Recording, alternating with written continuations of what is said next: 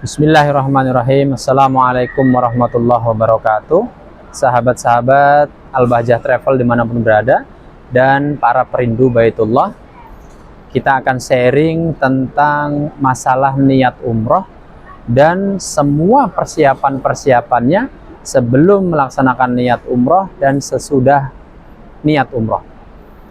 Persiapan sebelum kita niat umroh ada beberapa yang harus kita siapkan. Terutama kita harus menghindarkan diri kita dari semua larangan-larangan umroh. Tetapi ketika sebelum niat, kita hanya 3 poin yang harus kita hindari diri kita sebelum mengucapkan niat, yaitu kita hindarkan diri kita dari larangan-larangan umroh. Nah baik, teman-teman, ketika kita melaksanakan ibadah umroh yang perjalanan umroh kita itu ke Mekah terlebih dahulu, maka nanti kita akan mengucapkan niat umroh, mengambil niat umrohnya di tempat mikot, yaitu di atas Bukit Ya'lamlam. Di mana itu di atas Bukit Ya'lamlam? Posisi kita masih ada di atas pesawat. 30 menit sebelum pesawat landing di Bandara Jeddah, Saudi Arabia, nanti kita akan diberitahu oleh pilot pesawat bahwa kita akan berada di atas Bukit Ya'lamlam dan segera mengucapkan niat umroh.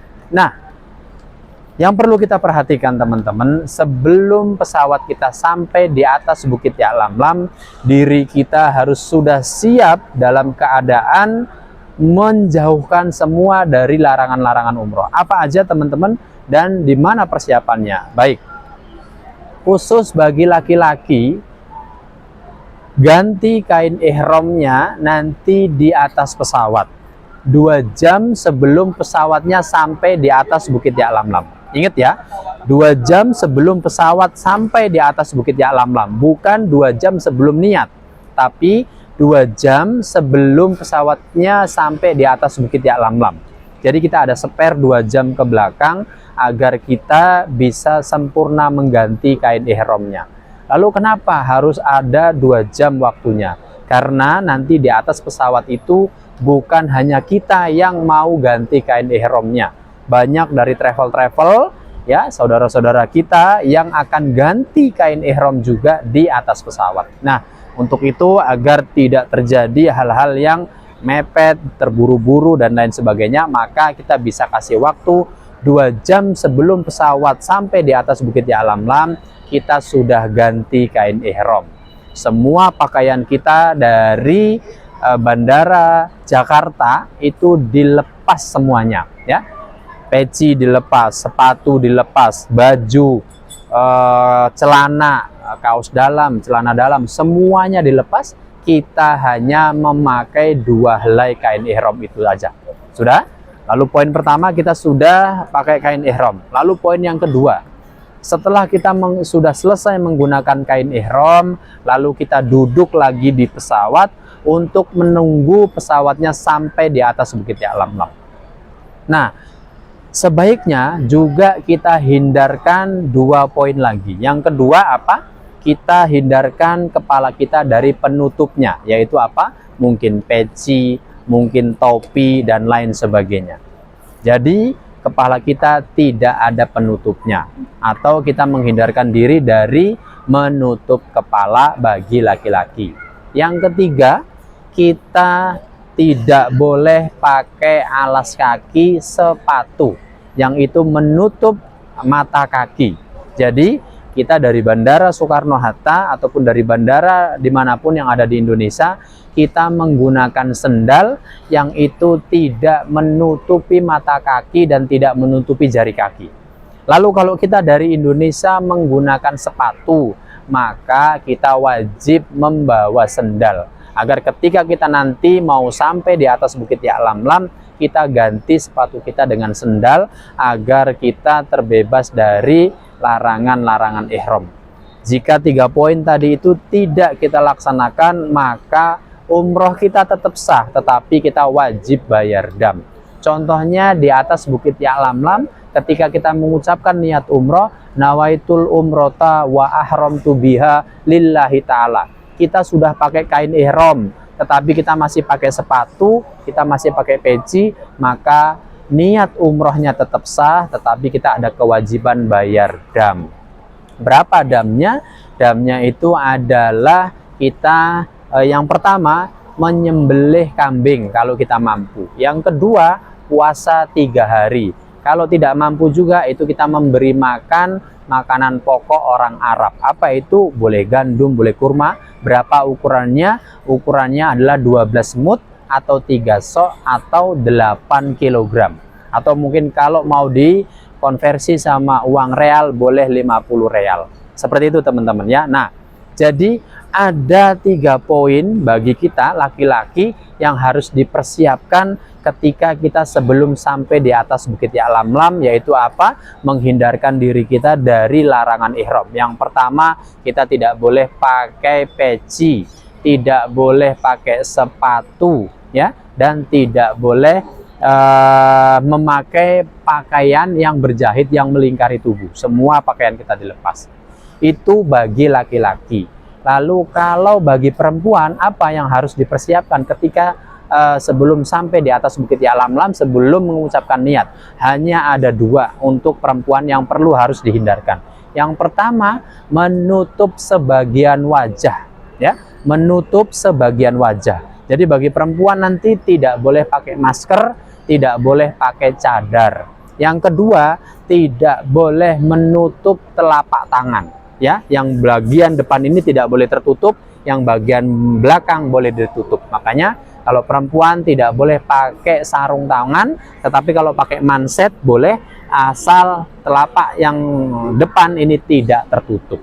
Jadi ketika kita sudah menghindarkan dari itu semuanya, ketika nanti pesawat sampai di atas Bukit Ya'lamlam, kita sudah siap mengucapkan niat umroh. Bismillahirrahmanirrahim.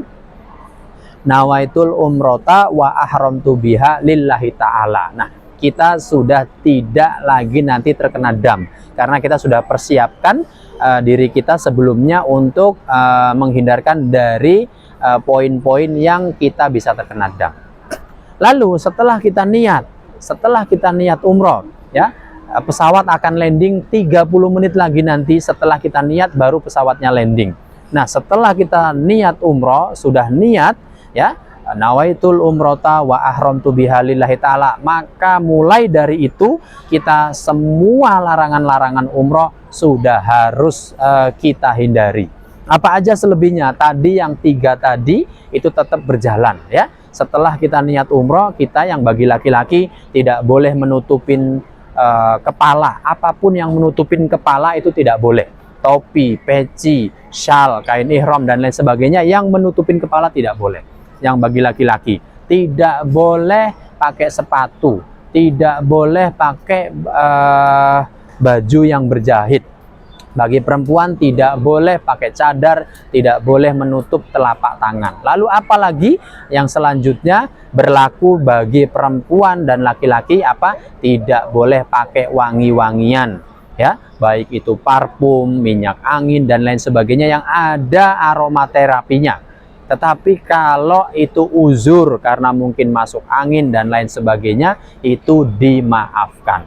Selanjutnya larangan ihram apalagi? Yaitu kita tidak boleh pakai minyak walaupun tidak wangi. Contohnya apa? Minyak gosok mungkin, minyak rambut, minyak jenggot, apapun itu yang berbentuk minyak tidak boleh kita lakukan setelah kita mengucapkan niat umroh.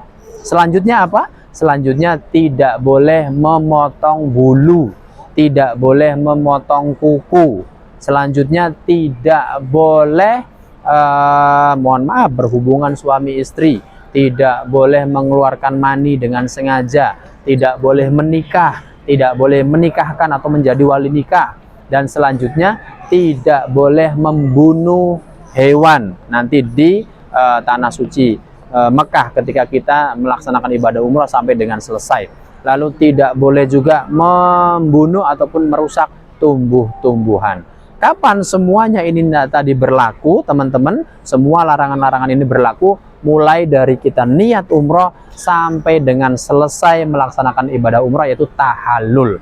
Setelah kita sudah melaksanakan rangkaian ibadah umroh dari mulai niat, terus tawaf, sa'i, tahallul, sudah potong rambut, maka semua larangan-larangan umroh ini sudah tidak berlaku lagi, terkecuali 2 poin. Apa itu? Yang terakhir, larangan umroh yang terakhir apa? Tidak boleh membunuh, ya, baik hewan ataupun manusia. Hewan buruan tidak boleh dibunuh, tidak boleh diganggu selama kita ada di tanah haram, di Mekah ataupun di Madinah. Yang kedua, tidak boleh merusak pepohonan, tumbuh-tumbuhan yang tumbuh di tanah haram, baik di Mekah ataupun di Madinah. Selama kita umroh di sana 12 hari kah, 9 hari kah, 30 hari kah, maka kita tidak boleh melaksanakan pelanggaran yang 2 tadi, apa? Membunuh hewan buruan dan merusak tumbuh-tumbuhan. Kalau ini kita langgar, maka damnya sungguh besar. Apa itu? Kita menyembelih 1 ekor onta atau sapi atau 7 ekor kambing untuk dendanya. Seperti itu ya teman-teman. Jadi sudah jelas ya. Jadi ketika kita mau melaksanakan ibadah umroh, ada 3 poin yang harus kita siapkan sebelum kita melaksanakan niat umroh, dan ada poin-poin lagi yang harus kita hindarkan, yaitu larangan-larangan umroh ketika sudah niat umroh. Mudah-mudahan bermanfaat. Kami doakan mudah-mudahan bisa segera ke Baitullah untuk melaksanakan ibadah umroh. Jangan lupa umrohnya bersama Al-Bahjah karena bernilai sedekah dan dakwah. Wabillahi taufiq wal hidayah. Wassalamualaikum warahmatullahi wabarakatuh.